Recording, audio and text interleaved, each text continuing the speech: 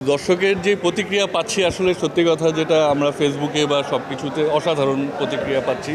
দর্শক ভীষণ পছন্দ করেছে আমাদের ছবি এবং আপনারা দেখেছেন হয়তো যে টিকিটেরও একটা সংকট দেখা দিয়েছে, সবাই টিকিট পাচ্ছে না। আমরা নিজেরাও চেষ্টা করছি, আমাদেরও বন্ধুবান্ধব আত্মীয় স্বজনরা টিকিট খুঁজতেছে, পাচ্ছে না, আমাদের কাছে বলছে।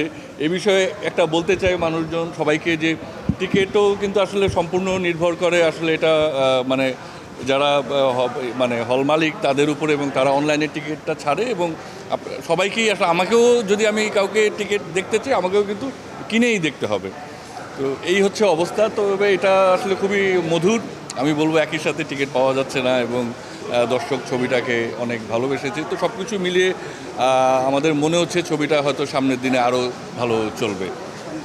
জি, আর সব কিছু মিলিয়ে মনে হচ্ছে যে সামনের দিনে ছবিটা আরও ভালো চলবে। আপনারা যদি স্টারের ইয়েটা দেখেন তাহলে আমরা দেখব যে কালকে পরশু কিন্তু টিকিট পাওয়া যাচ্ছে না, হয়তো 2-4টা এদিক ওদিক পাওয়া যাচ্ছে মানে কিন্তু আমাদের ছবিটা এমন যে সবাই পরিবার নিয়ে দেখতে চায়, বন্ধুবান্ধব নিয়ে দেখতে চায়।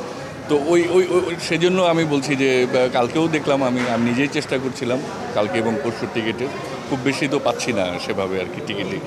এটা আসলে এটা এগিয়ে পিছিয়ে যাওয়ার বিষয় নয়। আমি মনে করি যে এটা বাংলা সিনেমার একটা সুবর্ণ সময়, সোনালি সময় চলছে এবং একই সাথে এতগুলো ভালো ছবি একই রকমভাবে, এমন না যে শুধু আমাদের বনলতা এক্সপ্রেস দেখছে, বাকি ছবিগুলোও কিন্তু লোকে সমানভাবে সমান তালে দেখছে। কাজেই সেই ছবিগুলোর প্রতি আমার অসম্ভব শুভকামনা এবং আমি মনে করি যে এটা তো বাংলা সিনেমা তো এরকমই হওয়ার কথা ছিল, যেখানে বিভিন্ন রকমের সিনেমা হবে এবং বিভিন্ন দর্শকরা সব রকমের ছবি দেখবে। তো কাজে এটা দারুণ দারুণ ব্যাপার। এটা শুধু রিস্ক না, বিরাট রিস্ক আর কি। কারণ হুমায়ূন আহমেদ স্যার আপনারা জানেন যে উনি বাংলাদেশের একজন মানে কিংবদন্তি লেখক, আমাদের সবার প্রিয় লেখক, এবং ওনার কোনো উপন্যাস থেকে কোনো কিছু ছবি বানানো কিন্তু একটা ঝুঁকির ব্যাপার। কারণ তার পাঠকরা সবসময় তুলনা করবে যে কীরকমভাবে বানালো না বানালো এটা সেটা। আর হুমায়ূন স্যার নিজেও অসাধারণ একজন পরিচালক ছিলেন, আমরা নিজেরাই তার নাটক সিনেমা দেখে বড় হয়েছি।